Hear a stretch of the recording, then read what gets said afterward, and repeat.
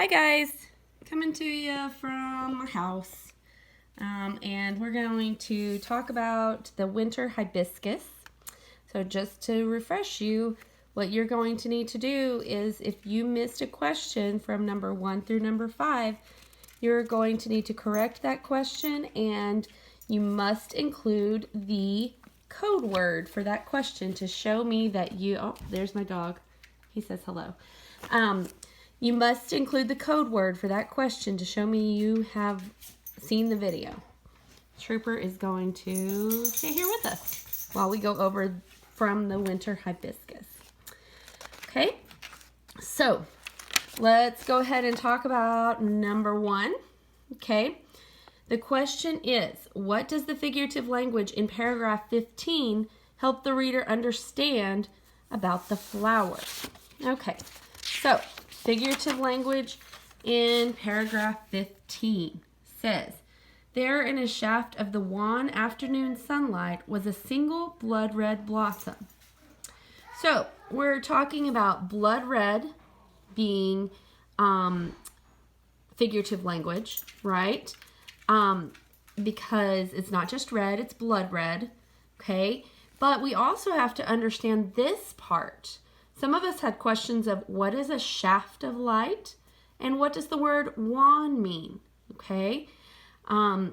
So the dictionary can help you, right? So a shaft is a sliver, okay, a narrow opening. And then wan means pale. So we have a little sliver of pale sunlight, okay? So we can imagine, you know, when we first open a door, that little sliver of light that comes through the door, that's kind of what we're picturing here. This is imagery, okay? And in that pale light, we have this blood red blossom. So you can imagine the contrast between the pale light and the blood red blossom, correct? Okay, let's go back to number 1. Our answer choices. What does the figurative language help the reader understand? Okay, you can see that the correct answer is A, but let's talk about why.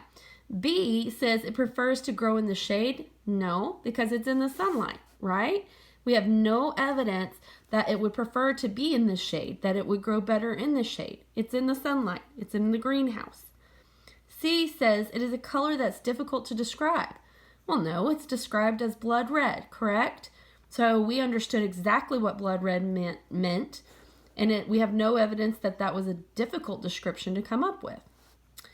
It's growing poorly in the greenhouse. You might have been tempted to pick this one because it said a single flower.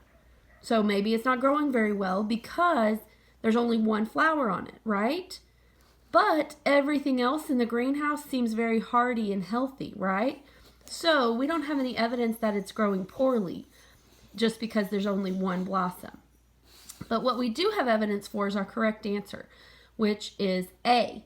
It stands out in its surroundings, okay? Because remember that pale sunlight and the blood red blossom? If you looked up wan, you would find out that it meant pale, and then you would know that the blood red would stand out against that pale sunlight.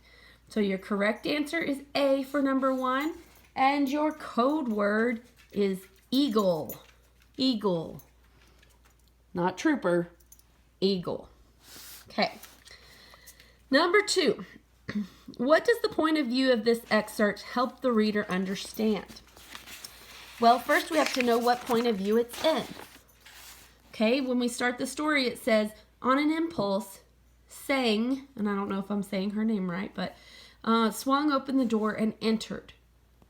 Okay, so we don't see I, me.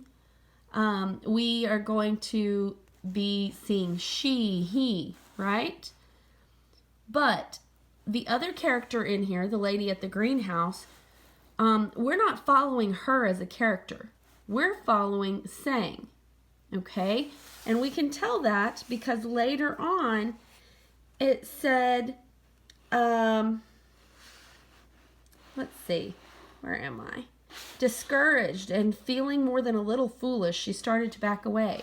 we have multiple times where it talks about Sang's feelings, especially towards the end of the story, right? So this is what we call third person narration because we have he, she, they, no I's, me's, my's, us. It's all third person. But it's called third person limited because it's following one character. We're getting the thoughts and feelings of one character. So it's very, very similar to first person narration because we're getting the thoughts and feelings of that one character. Okay, let's go back to our question. What does the point of view in this excerpt help the reader understand? The relationship between Sang and the florist? Well, there's not really a relationship because they're strangers. And the point of view doesn't help us to understand that relationship at all. Okay? Now, the second question, or the second one is our correct choice. Let's go ahead and talk about it.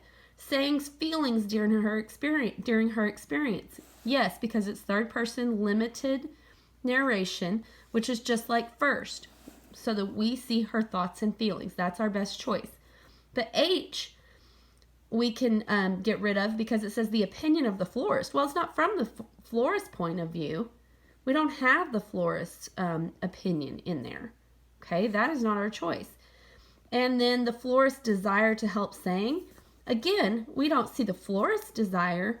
We're following Sang, correct? So we can get rid of all the other choices besides G, which is our correct answer. And our code word for number 2 is champion. I got that off somebody's sweatshirt while I was trying to come up with these. I don't remember who was wearing the champion sweatshirt, but thank you for the inspiration. Okay, number 3. What is the meaning of profusion as it is used in paragraph 13? Okay, let's look at paragraph 13, and they underline them for us. Thankfully, now once you get to high school, they may not do that, so just be glad that they do. It said, huge fat leaves. Well, maybe they're fat. Huge flat leaves, delicate wisps of tendrils, ferns and fronds and vines of all shades and shapes grew in seemingly random profusion. Okay, so we have lots of leaves, tendrils, ferns, fronds, vines. We have some context clues to figure this out. But here's the thing, guys, is this word is the last word of the sentence. So everything we are going to get is before this word. We could maybe figure this out from context, but we don't have to because they let us use a dictionary, okay?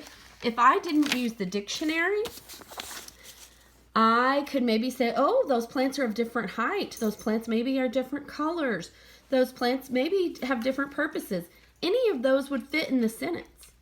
So guys, you've got to get your dictionary out. You've got to go over there and look it up. And if you did, you would find out that the answer is C. So we've got to remember that we need to use our resources. The resources we are allowed to use, okay? So please make sure you use your dictionary on any of the vocabulary questions. And not just those, but especially on those vocabulary questions, okay?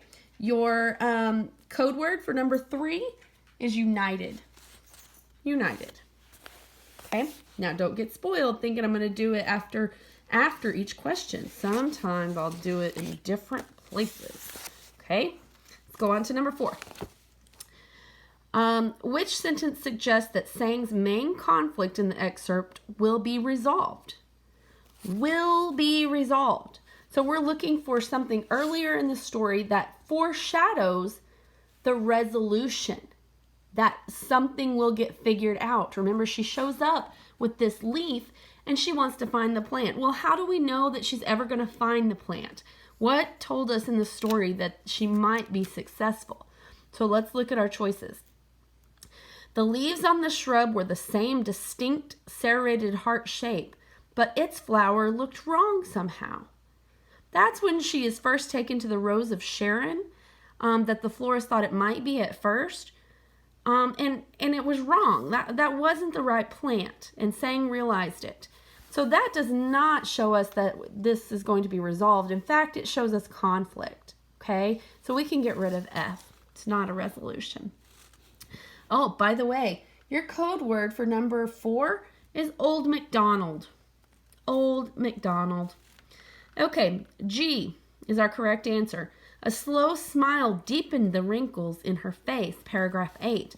If we go back and look at paragraph 8, we can see that what happens in paragraph 8 is she says, wait, I think I know what you're looking for. And a slow smile deepened the wrinkles in her face. Come this way, it's in our greenhouse. And sure enough, when they get to the greenhouse, the right plant is there. So that one does show some foreshadowing. She's smiling because she suddenly understands what they're looking for. Okay? H is not correct because it says, as they led the way there, the florist started talking again. That doesn't show us any resolution. Okay? It's just chit-chat. That's all that is. Only half listening, Sang wished that there were a polite way that she could excuse herself and leave. Well, that shows again the conflict. She's not comfortable here. That doesn't show us that there's going to be a resolution. Okay? So that's number 4. Okay, let's move on to number 5. Why is the leaf Sang carries important in the excerpt? A lot of you had trouble with this question. A lot of you were trying to ask me questions about this. So,